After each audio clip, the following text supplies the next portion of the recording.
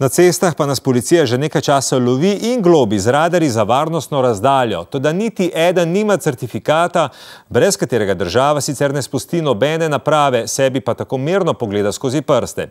Ali torej policisti kar sami teptajo zakon in pišejo nezakonite položnice?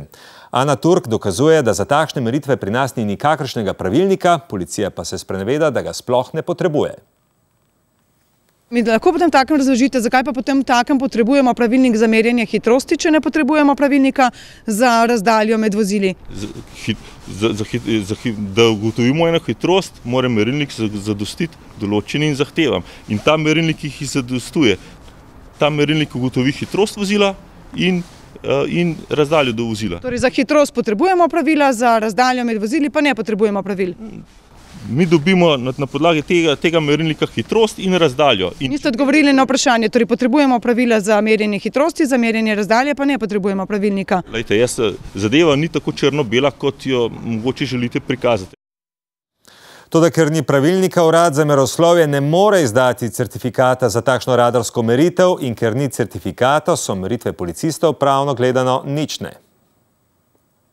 Certifikat na slehernem koraku, na tehtnici za sadje, na taksimetru, na geodetskem instrumentu za merjenje parcel, ker brez certifikatov pod Alpami razgrinja geodet Feri Daca pač ne gre. Kakšna garancija je s certifikatom? Torej, če je certifikat inštrument umerjen, če je umerjen, lahko dosegamo natančnost do 1 mm.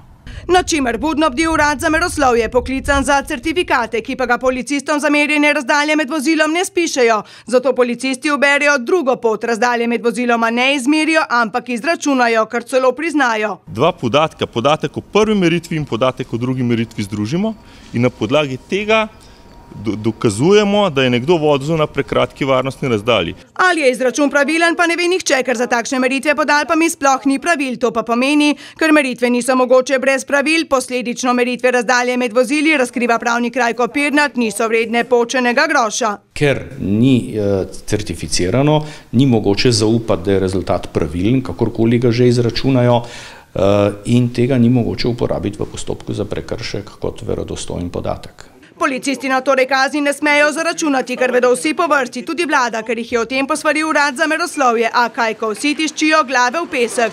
No, svoje vloge v celoti ne odigra niti urad. Urad za meroslovje opravlja tudi inšpekcijski nadzor nad izvajanjem zakona o meroslovju in lahko pač uporabi svoje pristojnosti, ki jih ima v zvezi s tem, ne samo piše dopise.